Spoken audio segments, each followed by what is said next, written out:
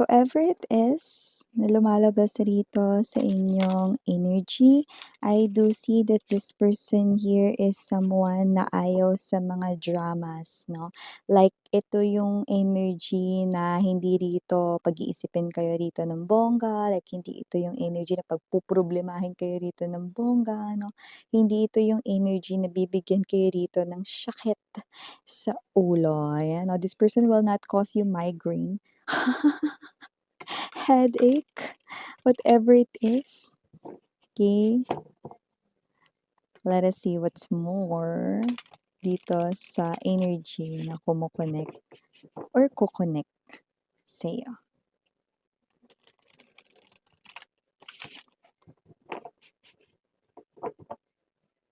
Parang marami kang isipin, sweetheart. I just saw the Four of Cups. Maybe you're dealing here with something like a problem, or maybe feeling mo nasa isa kang test or challenge. A different situation. Okay? Maybe meron kang lots on your plate, circumstances mo ngayon, situations na walang kinalaman dito sa person na to ha, na binanggit natin. But let us see what's happening here. Naku, huwag ka masyado magpa-stress, sweetheart. Magkaka-wrinkles ka. Yung iba baka magka-pimples kayo. Huwag kayo magpa-stress. Hayaan niyo yung stress ang ma-stress sa sarili niya.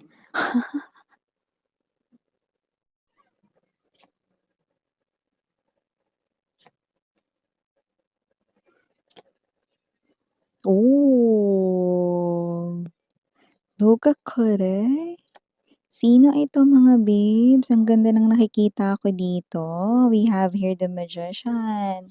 Full energy. 8 of Wands. Ace of Cups. 4 of Swords. Okay. Wow. 10 of Cups. Wow. Bottom of the deck, we have the 5 of Coins. 7 of Cups. And the 9 of Cups energy. Look at that.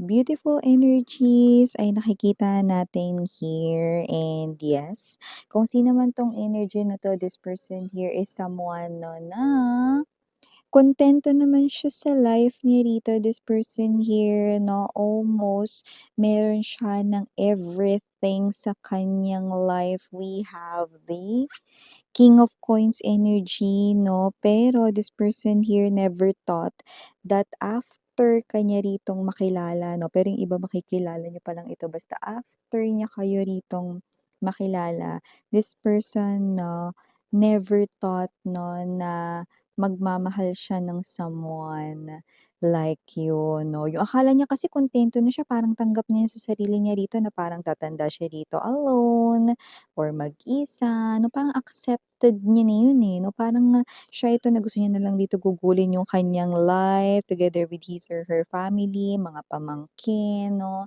ibibigay yung mga luho nito, no, and yes, this person here is someone, no, na parang okay siya sa work niya. Ang ganda nga ng pera niya. This person here, kaya nga binanggit ko sa inyo, almost meron ng everything. Kaya naman kung sino man 'tong energy na 'to, after kanya ritong ma-meet or makilala 'no, hindi niya akalain 'no, na parang na-realize niya right at that very moment 'no, na hindi pa pala siya kuntento. Ayun 'no, kasi kailangan kanyang isali or i-include sa kanyang mundo. Ay! So, bago natin pag-usapan ito more, let me just make bati everyone muna. Hi and hello there, new subscribers. My name is Yan. Welcome, returning Istambayers. Thank you sa inyong walang sawang love and support para sa akin. At kung hindi nyo pa knows, mayroon pa po tayo na other channel link down below sa ating description box. If interested, just click that link para mapunta kayo doon at araw-araw ay nag-upload tayo ng collective readings for all signs there. And yun nga, attention dito ha, so babae, lalaki, LGBT, lahat ay welcome. Pwede rin pong switch ang mga roles dahil possible na magka-switch kasi general reading po ito. And at the end of the day, everybody, you have your free will with you. Like, free mo yung gamitan anytime, any self-worth. Yun nga, wala rin po tayo ditong time period puwedeng nangyari na sa iba nangyayari na yes ngayon at sa iba yes rin 'no, maaaring mangyayari pa lang 'no. But whoever is this person here 'no, I do see that this is a brand new person, okey? Wala ritong ex mo, okey? Hindi mo pa nakakarelasyon itong tao na 'to 'no, and this person here is someone 'no na nung time na hindi pa kayo nagkakakilala, na-built niya talaga sa self niya rito 'no, yung kanya rito na na resources, properties, meron siya niyan 'no. Money, stable at permanente ang kita niya. Money energy is definitely very, very good dito sa person na ito 'no. This person here is someone who's the magician 'no, the biggest manifester here 'no. Ibig sabihin this person here travels a lot, this person here has money, this person here, okay, is someone na nakikita natin ditong kontento siya sa life niya, family-oriented rin siya rito. This person here has lots of love to give.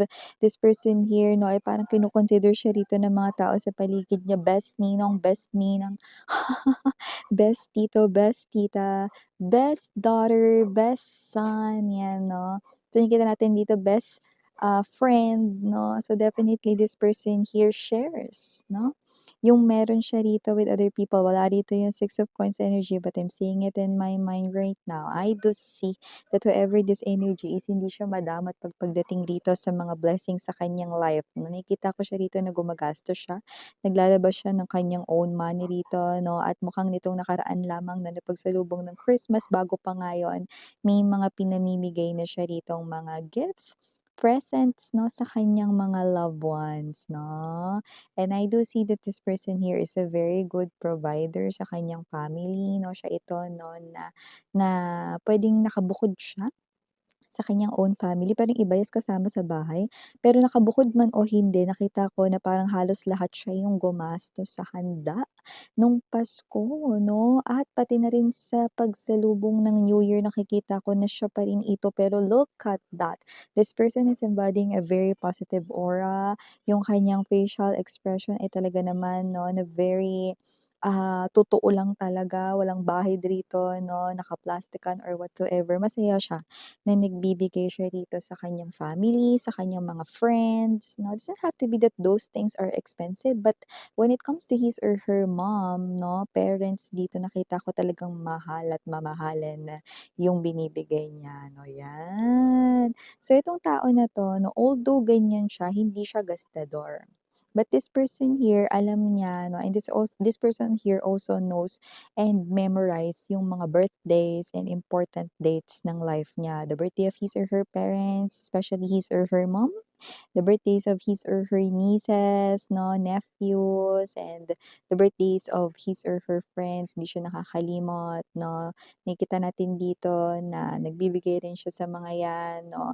Others, hindi naman laging gift 'no, possible na siya rin ito 'no, na birthday niya ngayon, o sige sagot niya na rito yung gantong cases, o sagot niya na yung putaheng ganito 'no, so may mga gano'n. So, hindi siya rito tight yung hawak sa money because this person here believes that if you share your money, especially when it comes to your loved ones, it will grow. Okay.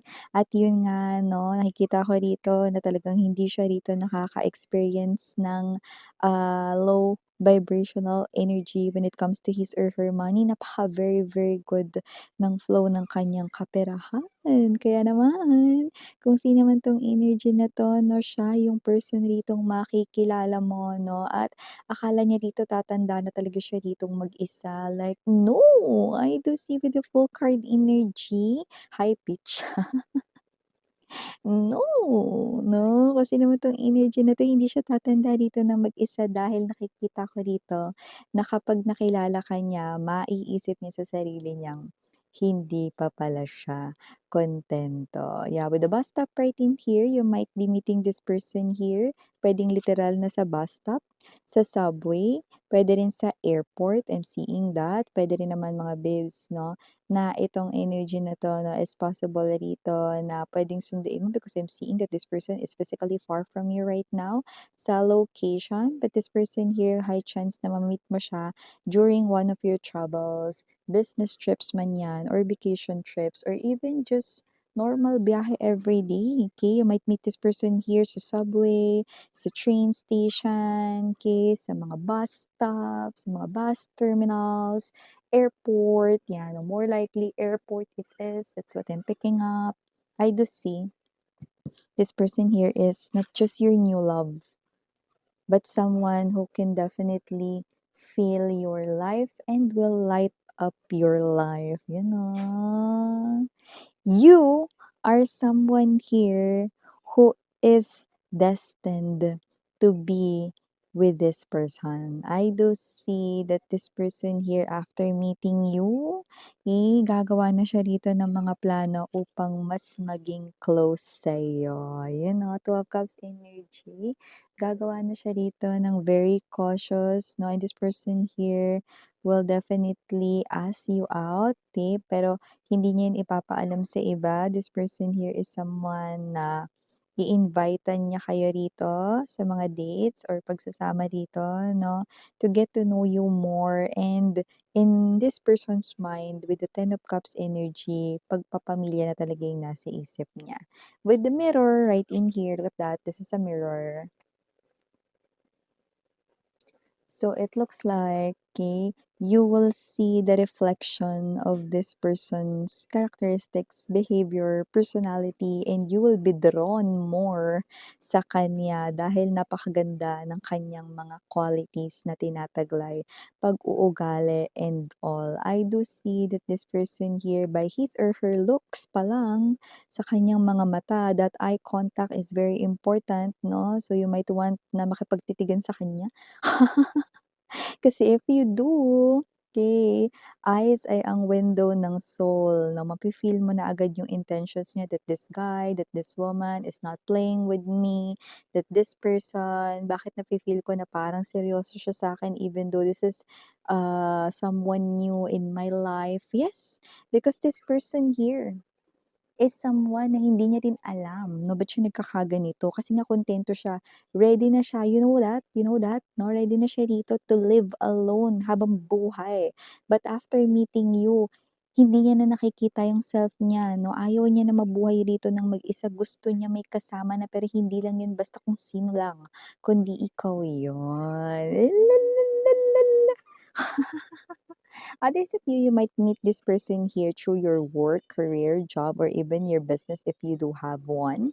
But I do see that whoever this energy is, no, I do see that this is the man and the woman of your dreams. Doesn't have to be that you're seeing this person here in your dreams or what, but I do see that this person here is one of the options, no, na magkakaroon ka rito when it comes to love, no. Pero nakikita ko siya ang pipiliin mo. Seven of Cups energy, Five of Coins, Nine of Cups right here, no? At possible rito na hindi mo agad mapansin itong tao na 'to at first because meron ka ditong kinakaharap na problem when it comes to money, ano? Or meron ka ditong parang yung iba hindi naman talaga literal na money yung problema. Puwedeng sa work meron kang problem or busy ka. 'Yan 'no, sa iyong work, career, or negosyo rito, okey? Kaya baka hindi mo siya agad mapansin. But I do see that once you laid and focus your attention to this person, you'll see sa mga mata pa lang niya, okey, na siya na. Kung meron ka mang ibang option sa love 'no, makikita mo sa mga mata pa lamang niya na siya na talaga yung taong gusto mo ritong bigyan ng chance na patuloyin hindi lamang sa life mo, kundi pati na rin sa iyong heart. Wow! So definitely I do see two people coming together right here, but this person will notice you first. And imagine that, yung kontento na sa buhay yung isang person, akala niya hindi na magbabago yung desisyon niya na gano'n, but after meeting you, biglang boom! Game changer. It changes everything. And now there's this plan, one plan, marami ng plan, okay, para mas maging closer pa kayo, you know. So ulitin ko lang, this person here could be already noticing you right now, but for others of you, possible na padating pa lang siya. Pero 'wag mag-alala kasi kahit ikot-ikutin natin yung mesa ko ngayon, darating at darating itong tao na 'to sa'yo. So yeah, for the initials written here, yes, we do have unang-una na diyan letter P. We also have here the letter N. Andito rin ang letter L. Plus letter O, we also have here the letter R. Andito din ang letter M. Plus we've got the A.